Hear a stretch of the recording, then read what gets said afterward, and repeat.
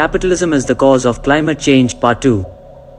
Even if we were to build some marvelous carbon capture technology to extract CO2 out of the atmosphere, how are you going to build those things and then power them? Solar and wind, well, you are going to need to use fossil fuels to build those solar panels and wind turbines in the first place. And you are going to need to build them all across the world. And they aren't cheap, they cost money and profits. And you think sequestering carbon is going to solve anything? Pumping it into the ground is a band-aid solution. Ever heard of seepage?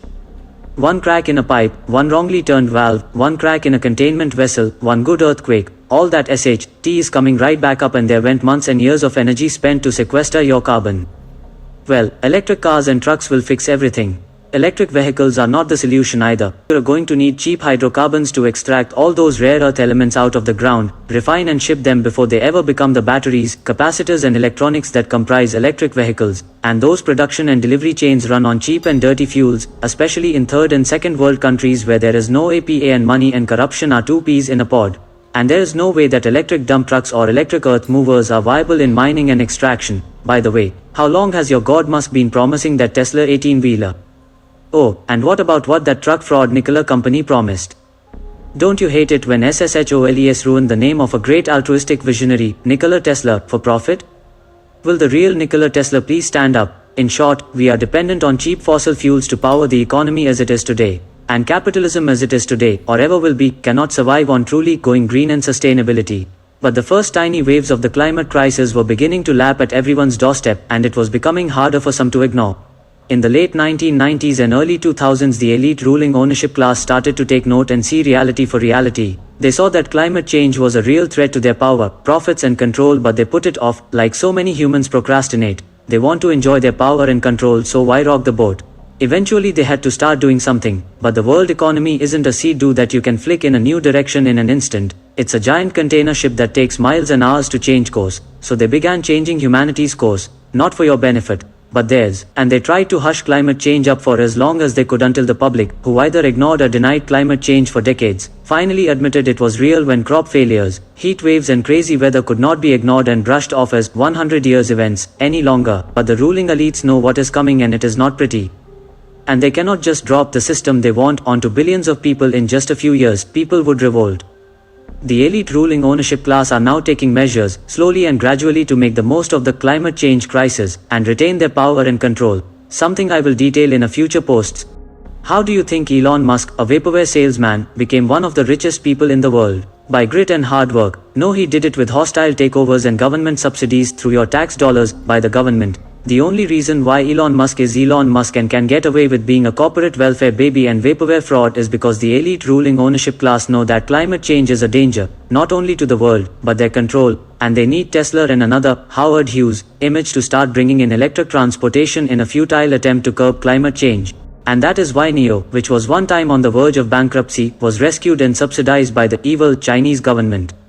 Your owners know what's up, and so should you. See, what you, the naively kept public, are not being told is that your owners have decided that instead of having CO2 spewing out of hundreds of millions of tailpipes, we will have CO2 emissions controlled at point source, meaning that eventually only at the dig sites for raw resources and where those resources are turned into consumables will CO2 be allowed to be freely released and or captured, all controlled by that whole carbon credit scheme you heard about a decade ago or so. And for which you will be taxed. Betcha you haven't been told that in the media.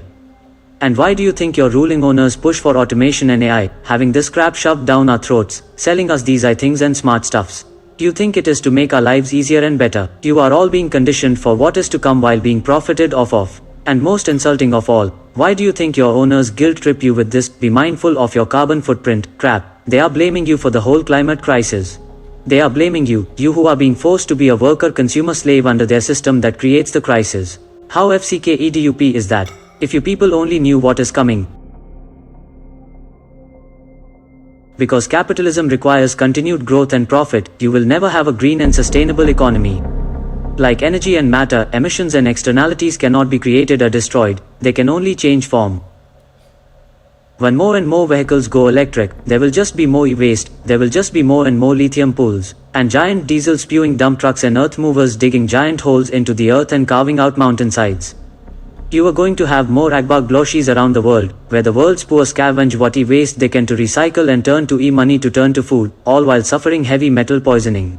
While the breadbaskets of the world dry out and have yearly crop failures, slowly driving the civilized world to collapse. I could go on and on with systemic examples of things, but I think you get the point. But the TLDR, capitalism will always demand cheap energy. How has the recent gas hike affected your life? And the economy, capitalism will always require consumerism and growth to stay functioning. Any form of conservation is poison to capitalism. Capitalism forces you to partake in the economic system just to survive. You are forced to partake in spewing byproducts into the environment as well as drain the earth's finite resources.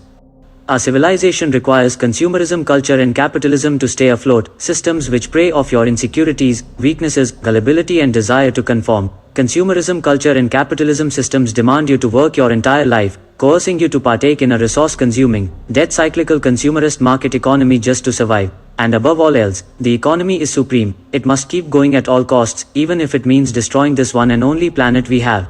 And you really want to join Elon Musk and start spreading this way of life across the galaxy. And it's because most of you continue to go along with this, believing that in order to justify your existence, you must obey your masters and partake in market economics, slaving away, converting Earth's resources into fancy colored paper for their enrichment, so that you may have the right to work and survive, with their blessings. So far, I went after capitalism, but you can erase capitalism and insert socialism, fascism, feudalism, and any type of civilization structure that is based on market economics to operate.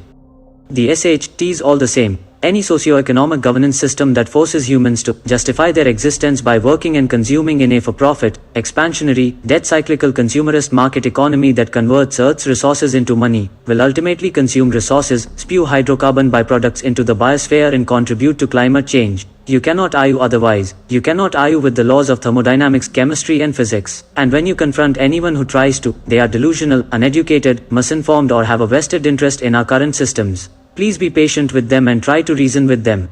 Okay, so what do we do now?